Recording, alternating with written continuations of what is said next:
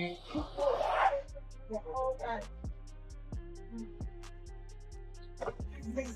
where the hell Debo at? Talk all that shit, man. Where Devin? Where Debo at? Keyshawn Davis didn't just call out Devin Haney, he trolled him, labeled him Debo, and turned a potential super fight into a full-blown spectacle. So-called Debo. Where Devin at? Where Debo? You ain't see him, man. You ain't see him? He hiding from me. Nigga hot, man. Debo! Hey, Debo! Where the hell you at, man? What you doing? Where is Debo? We looking for you. We on the block. Debo got hit with a brick. Y'all already know how I'm coming. Yeah. Debo, where you at? He's scared of this brick. Davis has basically launched a social media campaign comparing Haney to Debo, the notorious bully from the beloved comedy Friday. For those who might not be familiar, Debo was the character everyone feared in the neighborhood, the guy who took what he wanted and intimidated everyone around him. But here's the kicker that makes this whole thing brilliant. In the movie's climactic ending, the main character, Craig, finally stands up to Debo and knocks him out cold with a brick. Davis is promising to recreate that exact scenario, except this time it'll be happening inside a boxing ring with real stakes on the line. The whole campaign is as bold as it gets. Davis posted multiple videos where he's literally calling out for Haney to show his face, asking where he's at, and making it crystal clear that he's ready to deliver that metaphorical brick straight to Haney's face. I'm gonna whoop your ass, so-called Debo. You know what happened to Debo at the end of the movie? He got hit with a brick. Debo about to get hit with a brick. Talk some Latins. Nah, don't pick on them. Pick on me. Keep picking on Craig, and you gonna figure out what's gonna happen. Go get hit with a brick. And I ain't playing. You know I ain't playing. Hit with a brick. And what's the situation with you and Dev? Yeah, I never f with Cuz. Why? Because Cuz never f with me.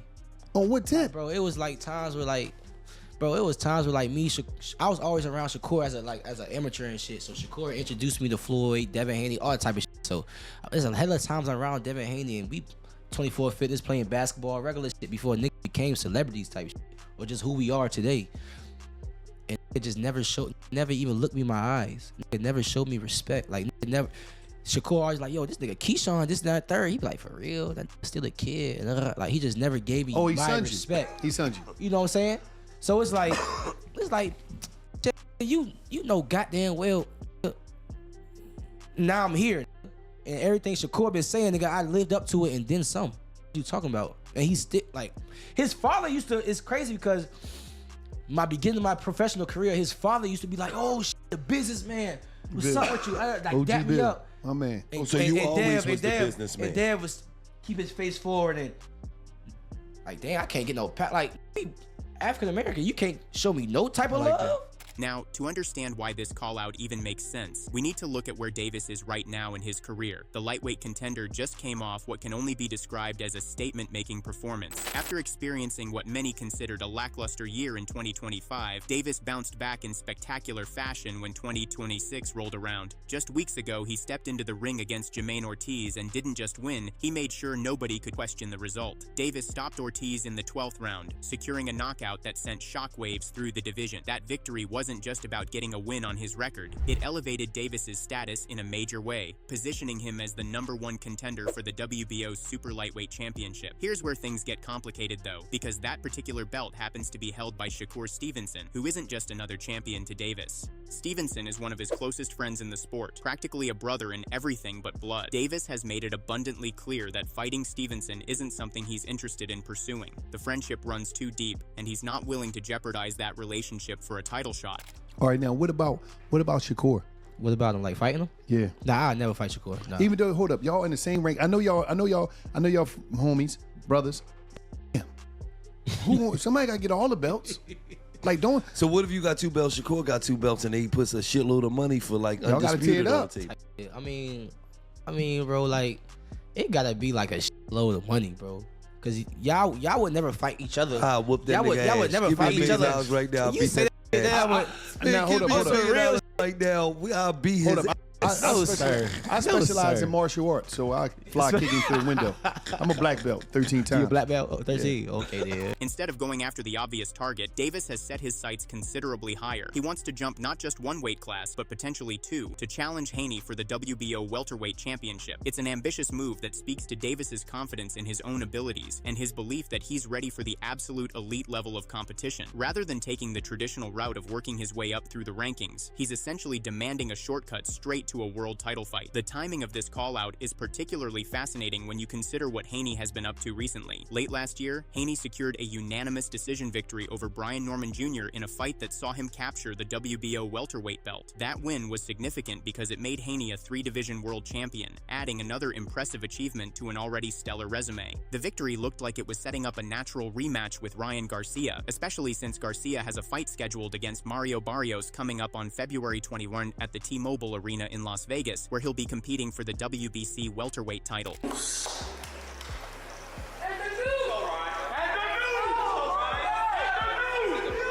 However, that potential Garcia rematch has hit some serious roadblocks. Haney has publicly stated he's no longer interested in facing Garcia again, and the reason comes down to drug testing protocols. Garcia apparently opted out of VEDA testing, which is the voluntary anti-doping association that many fighters use to ensure clean competition. Haney seems unwilling to step into the ring with someone who won't submit to that level of scrutiny, which is understandable given the controversy that surrounded their previous encounter. Garcia, for his part, has pushed back against these claims, insisting that he's still involved with VADA and continues to conduct tests as he prepares for the Barrios fight. The truth of the situation remains murky, but what's clear is that the Garcia-Haney rematch seems less likely by the day. But next time, oh, that next time, buddy, you won't have a next time. I'm finishing you. You will never box again if we fight again, and you know that. And I have vowed to that. If we fight again, you will never box again. I promise you that. Adding another layer to this situation is Stevenson's recent comments. The WBO super lightweight champion, who just defeated Teofimo Lopez last month in an impressive performance, has been weighing in on potential matchups for his friend Davis. Stevenson actually expressed interest in facing Garcia himself if the Haney fight doesn't materialize, which shows how interconnected all these potential matchups are becoming. But Stevenson didn't stop there. During a live stream with Aiden Ross, he made a bold prediction about the Davis-Haney matchup. Stevenson believes the fight is going to happen sooner rather than later, and when it does, he's backing his friend to come out victorious. He thinks Davis has exactly what it takes to hand Haney his first legitimate loss in the professional ranks. Devin Haney?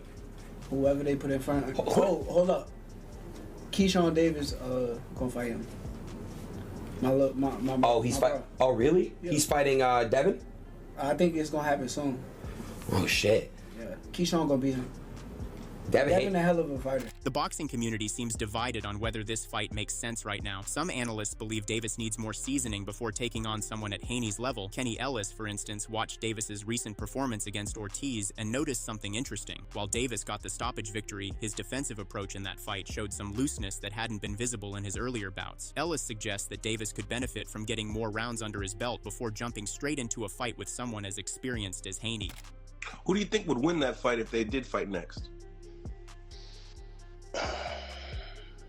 Right now, I have to go with Devin Haney. Break it down for me. On decision, just outboxing. Just outboxing. I think he's a little busier than Keyshawn.